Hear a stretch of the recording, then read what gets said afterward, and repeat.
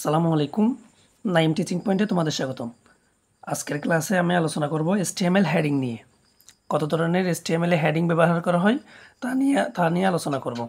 তোমরা যারা একাদশ এবং দ্বাদশ শ্রেণীতে পড়ো এবং এসএসসি পরীক্ষার্থী আছো, তোমাদের বইয়ের চতুর্থ অধ্যায় ওয়েব ডিজাইন পরিচিতি এবং HTML এই অধ্যায় থেকে আমি এই ক্লাসটি করাচ্ছি, তাই তোমাদের জন্য এই ক্লাসটি খুবই গুরুত্বপূর্ণ।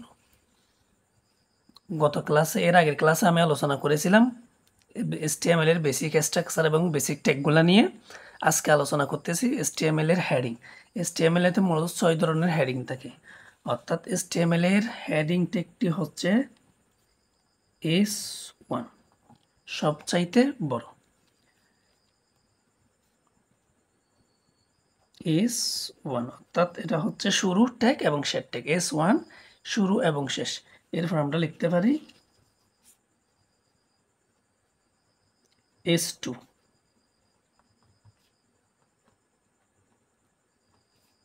এরপর আমরা লিখতে পারি S3,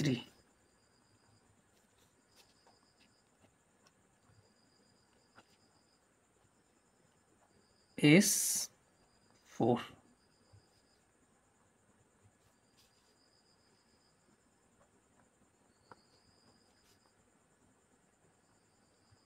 S5,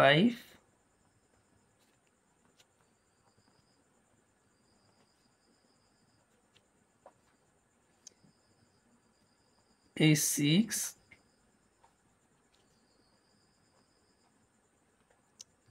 A6।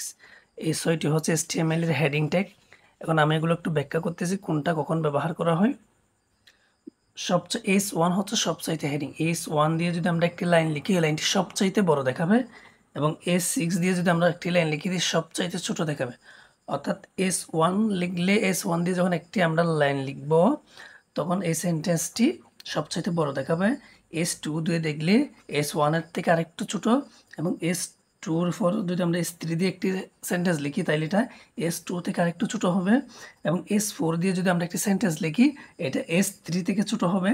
এবং S5 দিয়ে যদি আমরা আরেকটি সেন্টেন্স লিখি, এটা S4 থেকে ছোট হবে। এবং S6 দিয়ে যদি আমরা একটি সেন্টেন্স লিখি, এটা S5 থেকে ছোট হবে। অর্থাৎ S6টি ট্যাগ, S1 থেকে শুরু করে S6 পর্যন্ত S6টি হচ্ছে HTML এর হেডিং।